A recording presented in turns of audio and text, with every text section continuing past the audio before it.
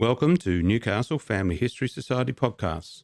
The Newcastle Family History Society, located on Awabakal land in Newcastle, New South Wales, Australia, provides support for those interested in family history.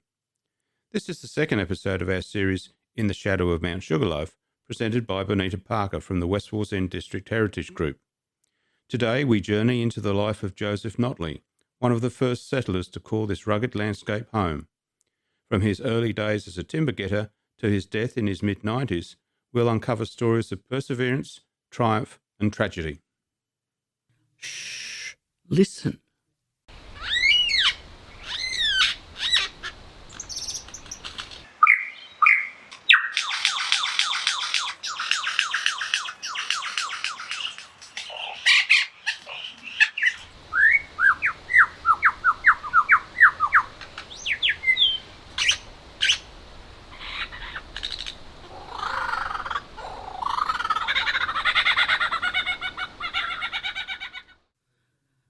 What you have just heard was the call of the superb lyrebird as it moved through the forests in the shadow of Mount Sugarloaf about 150 years ago.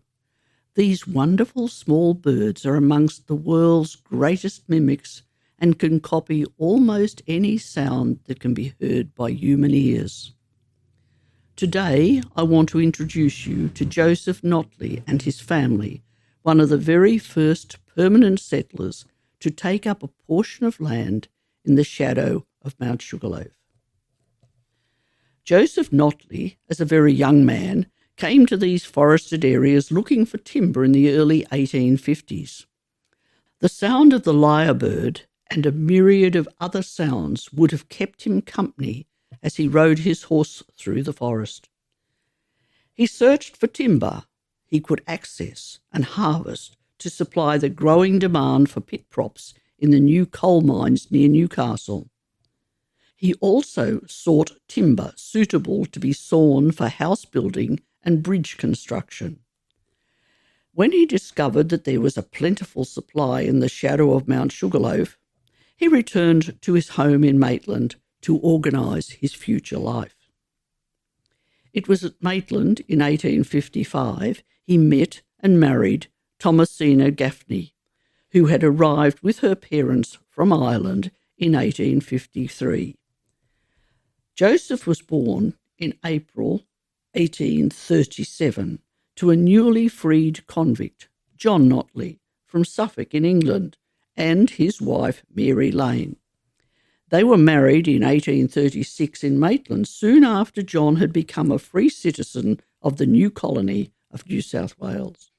John had come to Australia as a convict in 1814, received his ticket of leave in 1825, and his freedom in 1836.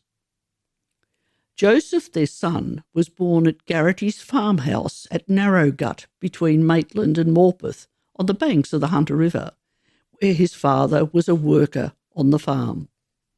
Unfortunately, his father, John, was accidentally killed in 1839, only 3 years after they were married, while out duck shooting on the swamps. Joseph was only 3 years old. Life became extremely difficult for young Joseph, as there was no welfare for his young mother to seek support. In October the next year, she married Joseph Spencer.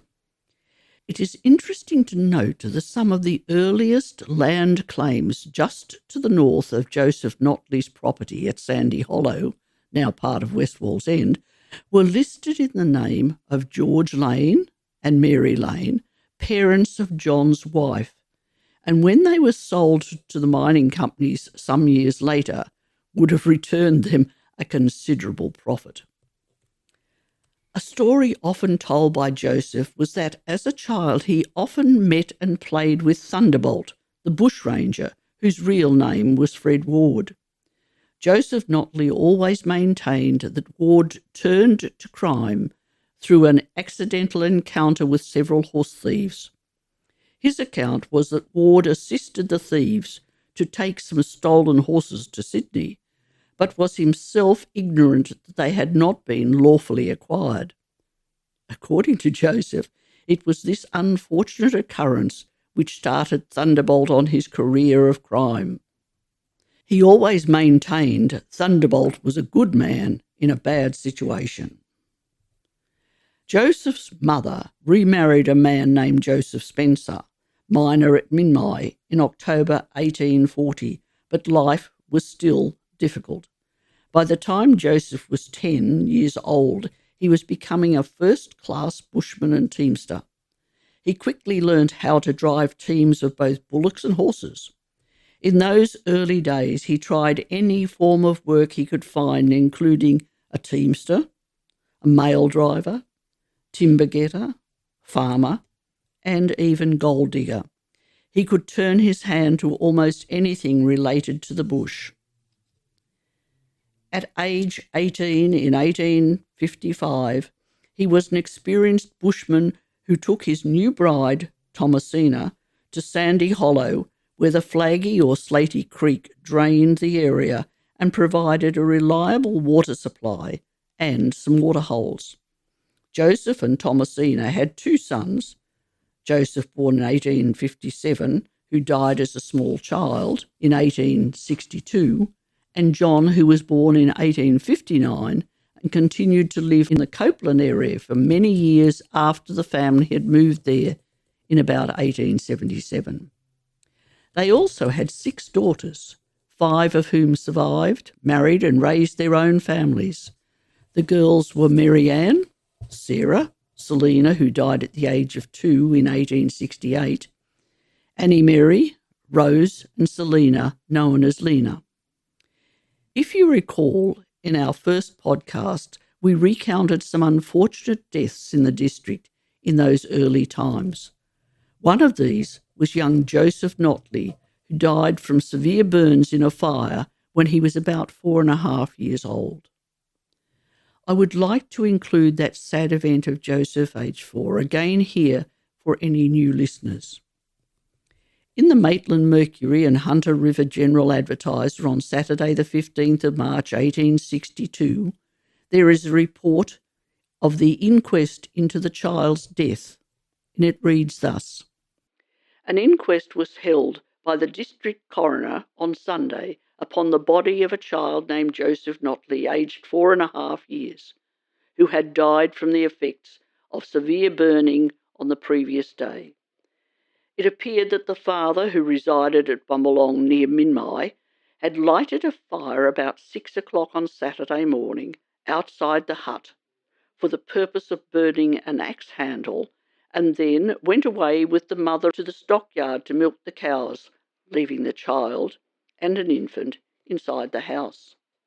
They had only been gone a short time, however, when they heard a scream, and on the father running back to see what was the matter, he found the boy all in flames, down on the fire.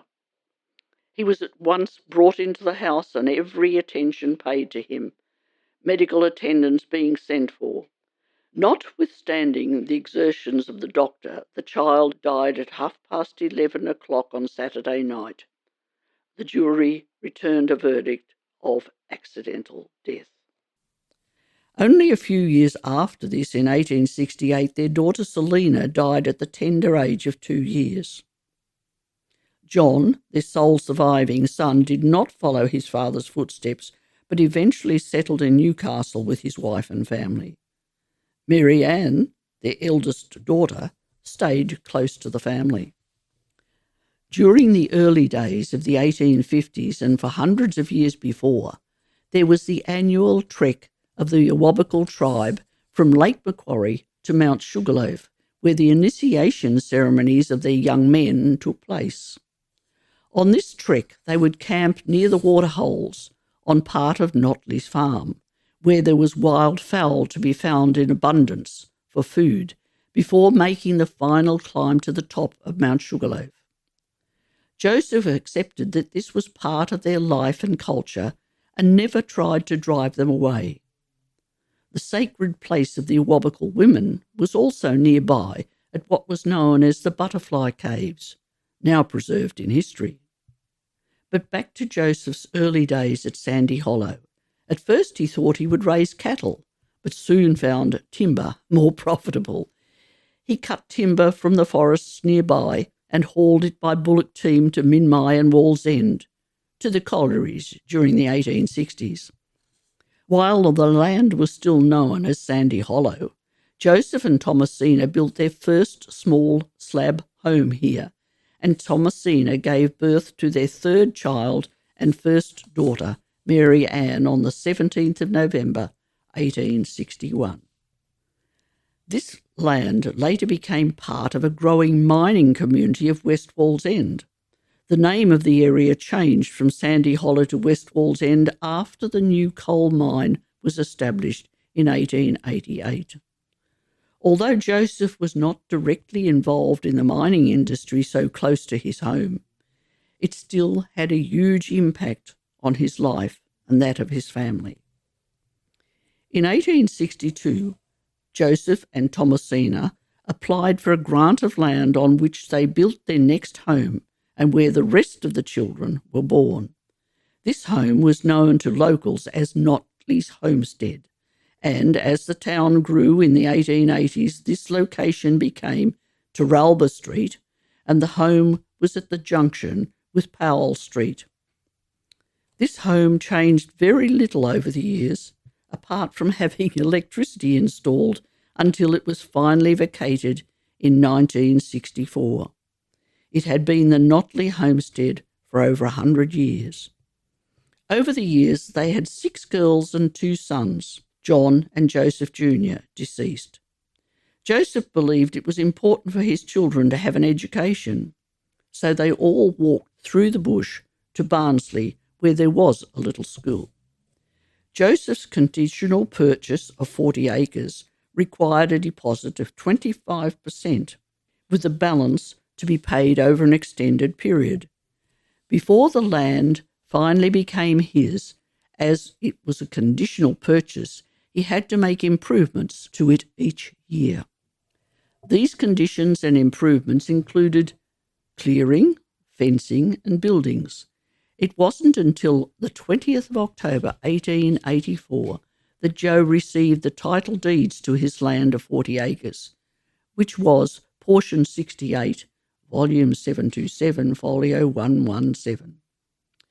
On this farm there was a lovely waterhole in which, many years later, all the local children used to swim until old Joe Notley would ride up on his big white horse and hunt them away.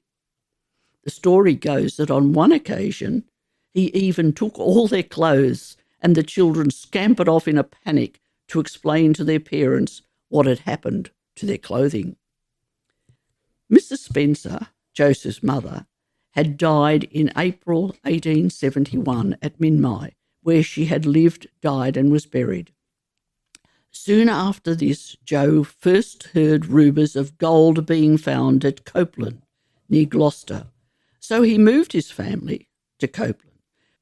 Officially, gold was discovered in 1876 in Copeland, but there had been reports and rumours as early as 1872 of gold being found. At the same time, another family, Charles and Isabel Thomas, also moved to Copeland from their farm at Bumbalong Point near the Hexham Swamps. Joe Notley and Charles Thomas became partners in their gold mining venture, but it failed. Their neighbour at Copeland, a stranger to them, located a seemingly profitable vein, and tests returned 13 ounces of gold to the ton of crushed ore. The vein dipped towards the Notley claim, and the prospector, elated at the prospect of becoming wealthy, offered the partners £2,000 for their claim. The offer was refused, but the partners regretted this later when the vein worked in their area petered out. This information was extracted from the obituary of Joseph Notley, written in 1932. Joseph then bought into a hotel at Copeland and had other interests, including horses and drays to move ore to the battery of stampers. He had also bought shares in a battery of stampers used to crush the ore. Joseph's daughter, Mary Ann, married Charles's son, John Dennis Thomas, in 1880 while they were living at Copeland. The marriage and the reception were held at the home of the bride's parents, that is, at the Notley home in Copeland. The young couple continued to live at Copeland for several years and had their first 2 children there.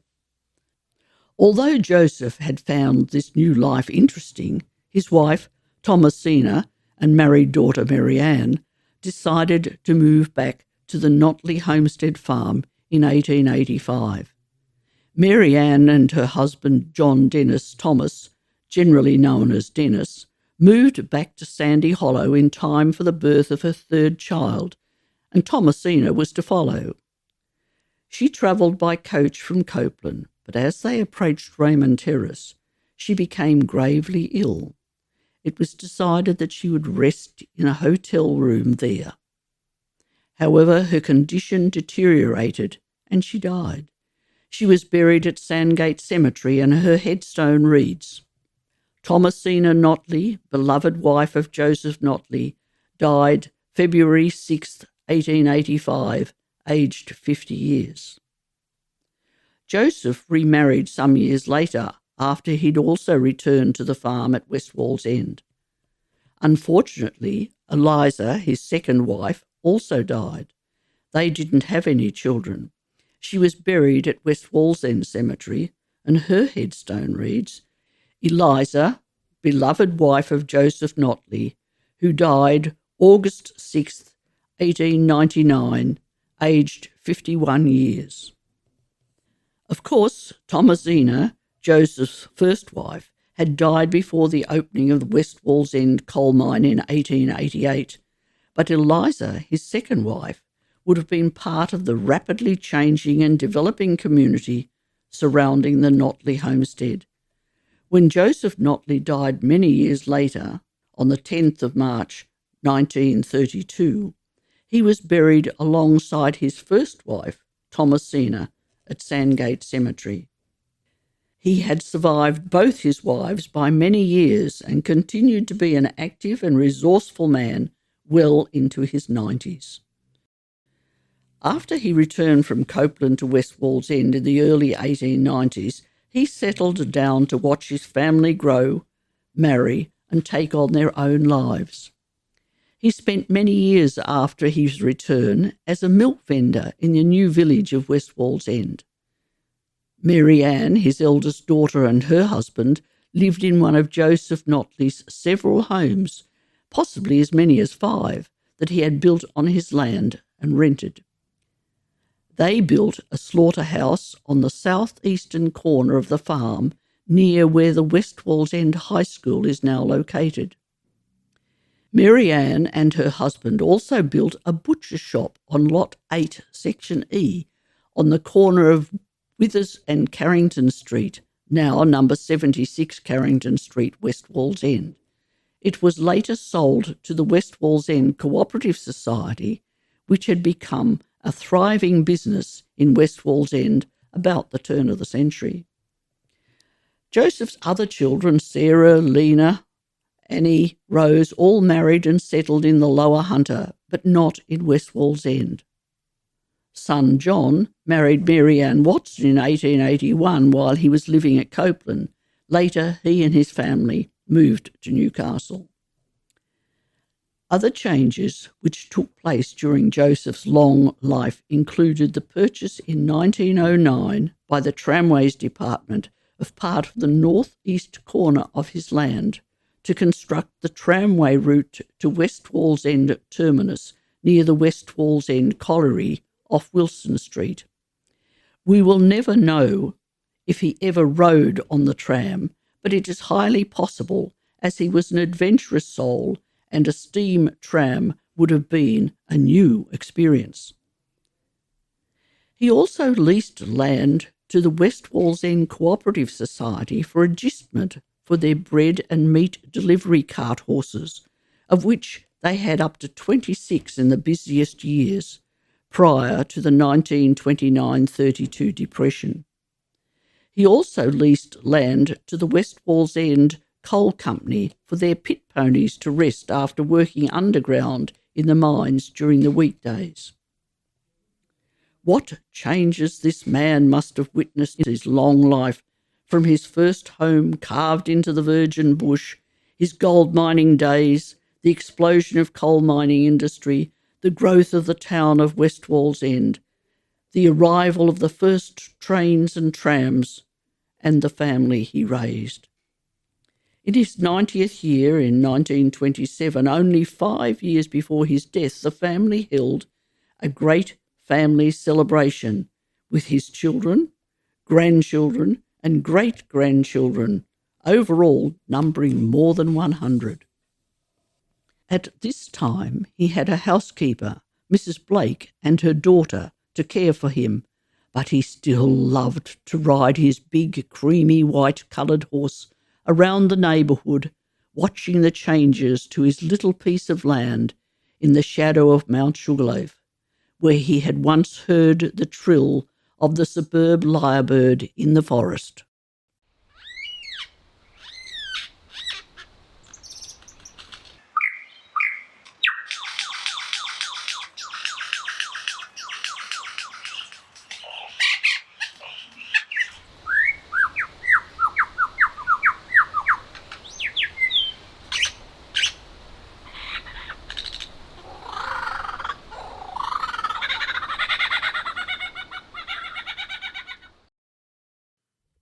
As the call of the lyrebird fades into the distance, so too does our journey through the life of Joseph Notley and his family.